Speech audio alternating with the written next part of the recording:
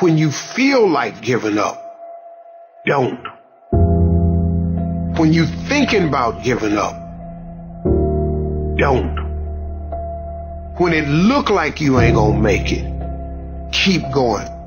When they tell you you can't, come on, man, who are they? When they tell you you're not gonna make it, don't believe them, man. Don't believe them. You got to be relentless. Don't give up. Don't give up. Stay in it. Stay focused. Quitting guarantees the failure. Once you quit, it rules out any chance of succeeding. The mere waking up every day, putting the next foot in front of the next foot, at least keeps you in the game. But you can choose in the midst of all. The facts, dates, and events presented in this video are from the members' best recollection and may not be fully accurate. This video is intended for entertainment purposes only. Always consult with your local union about your rights and duties at your workplace. The opinions shared on this video are our own and do not necessarily represent my employer's positions, strategies, or opinions. All views shared are protected under the National Labor Relations Act.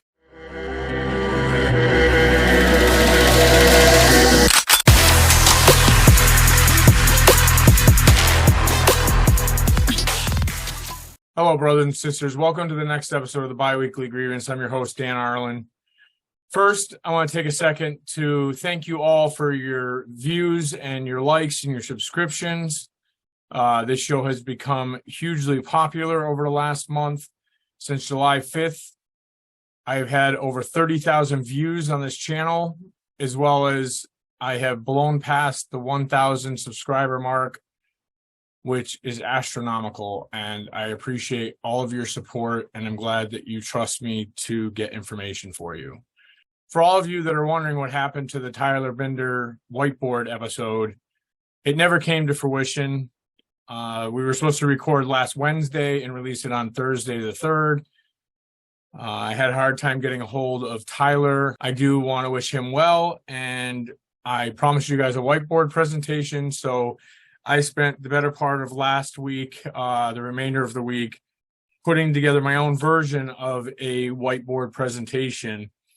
And I color-coded it to a degree with my own thoughts, writing things in green that I thought were solid language or good language, blue for things that I either had questions for or thought maybe fell a little short, and red for language that I thought didn't do us any justice or maybe was vague in certain areas.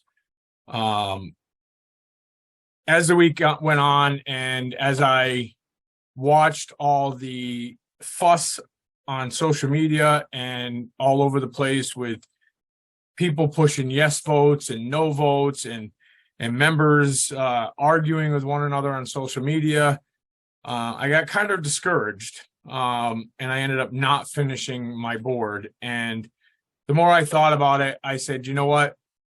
I think Greg Kerwood put out a video that was very good explaining the language and his interpretation of the positivity and the negative parts or the pros and cons of the language. I think it was very well done and very objective. And so I will link those videos for you to review if that's what you so wish. I want to talk to you about all the stuff that's going on the social media and between our brothers and sisters. At first, I was very discouraged by what was going on and the idea that we were so solid and we were so prepared and we were organizing and doing such a great job and building our union back up. And it was such an amazing year. And Sean was so inspiring and his charisma was woke up the membership like I've never seen before. And people became very passionate. Well, what went wrong since the tentative agreement came out? I struggled with that all weekend. And this is my perspective on it. First of all, to Sean and Fred, I want to tell you guys that I'm 100% in your corner. I believe in your energy. I believe in your focus. I think you truly are phenomenal leaders. And I think you went in there and fought for the best contract that you were able to obtain. Not every person is going to agree with everything that you came out of that meeting with. Not every person is going to love every piece of language in there. There's parts I don't like.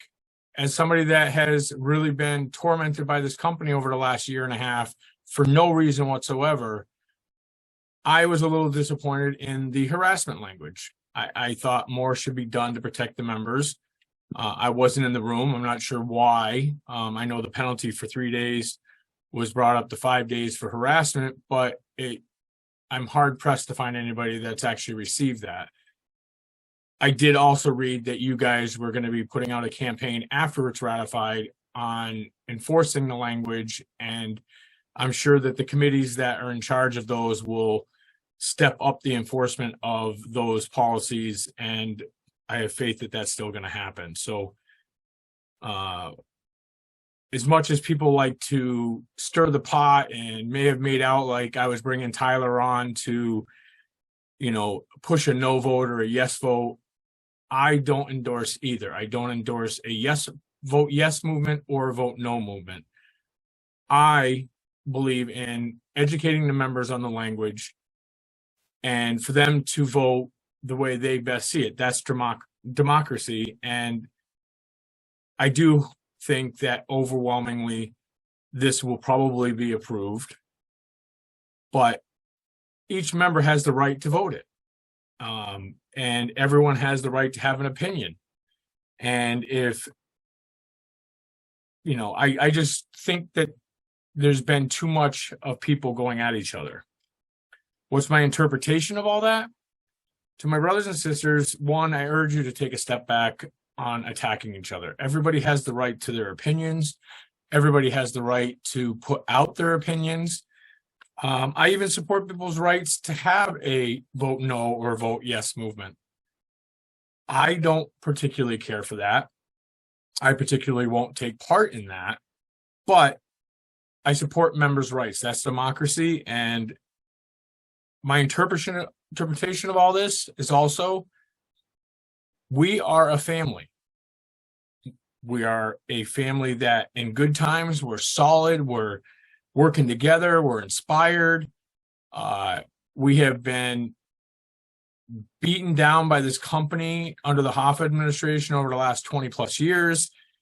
We had a real apathy problem in this union. Sean and Fred were elected to make those changes, and they woke up the membership. They got us all fired up. They got us all ready for a fight. And I think they went and negotiated the best contract they could. I personally believe that it is one of the strongest contracts I've ever seen in my 23 years. Do I think it falls short in some areas? Yes. But even Sean on his webinar spoke to the members and told them, did we get everything we wanted? No. Contracts are about making improvements. Did we make many improvements? Sure. Couldn't we have made more if we went on strike? Maybe. I don't know. I mean, I like to think we would have, but none of us were in the room.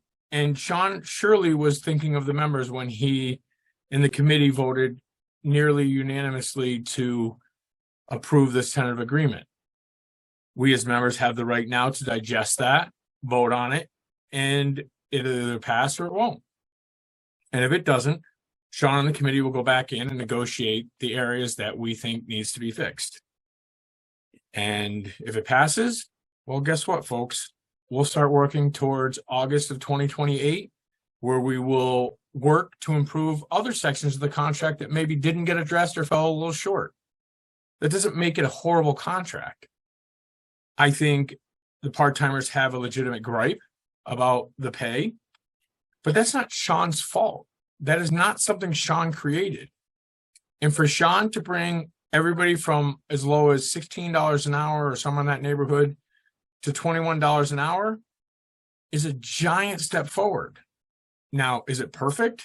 No. Do people have a right to be a little upset that they've been there for a while and part-timer or new people are going to come in the doors and make nearly the same amount of money? I can see their gripe.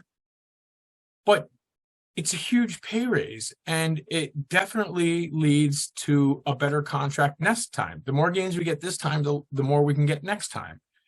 So it's a step in the right direction. There's definitely parts of the contract I'm not thrilled with, but again, you have to keep it into perspective, guys. And all this fighting in between us, we are a family, and at times every family is dysfunctional.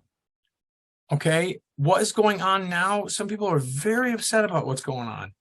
Here's my take. This is awesome. Awesome. Is it awesome that we're fighting? No. But members are awake. Members are fighting. Members are talking. This is not something that has happened in our union in a very long time. Is it ugly? Yes. But ultimately, our union is awake. And it's okay to debate your sides. I wish people had a little more tact and didn't, make it personal and attack each other. I wish they would just, argue the facts or their opinions or however they want to argue it. But the nastiness is unnecessary. But ultimately, this is awesome, guys. This is good stuff. Okay, people are talking about like this is going to destroy our union. I don't think so. Okay, Sean and Fred have ultimately, and this is undisputable, they've woken the membership up. We are fighting like hell, even if at the moment it's against each other. We are fighting like hell, and that only stands to make our union stronger. Because ultimately, no matter what, this contract, whether it's as it sits or if it gets additional stuff because we initially voted down, ultimately this contract will be passed. And guess what? UPS, this is for you. Don't get it twisted. We are all in this together, and we may be fighting amongst each other right now, but there's one undisputable fact. We have one common enemy, and that is you, UPS. You guys have mistreated your employees for so long that we have had enough. And the reason why we're fighting amongst each other right now, you have some members that think we've made a step in the right direction and that this is the best contract we've seen in years. And we have other members that are so fed up with the baloney that they want blood. And I don't mean in a violent sense or anything. I'm talking about a metaphorical or a position of, they want to take this company to the brink of whatever they can get. The members that think it's a good contract, there's a lot of gains. There's a lot of good stuff in this contract. And they are realist in the sense that they believe that there's no way Sean and Fred can undo 20 plus years of harm by the Hoffa administration. So people have the right to agree with this contract. And the other members that are very upset and pushing a no movement, etc., they have been abused by this company for so long that they're not willing to settle with just a great contract. They want an unbelievable contract.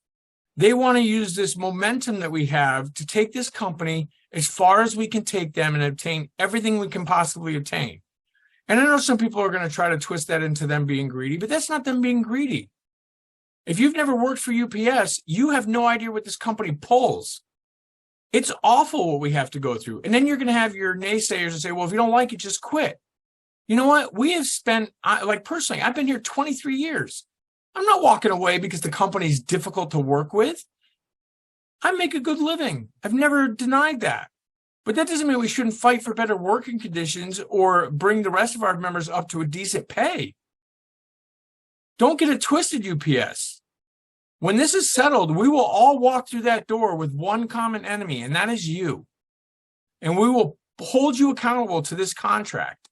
We will enforce the language.